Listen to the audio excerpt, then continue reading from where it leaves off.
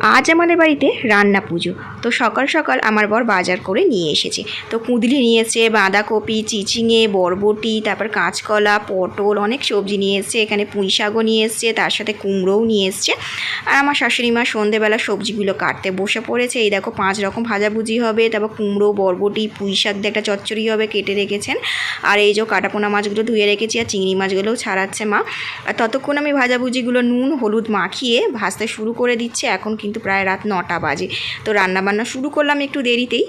ভাজাভুজিগুলো সব করে নিলাম, তারপর আর একদিকে কড়া বসিয়ে মাছ ভাজাগুলো করে নিচ্ছি।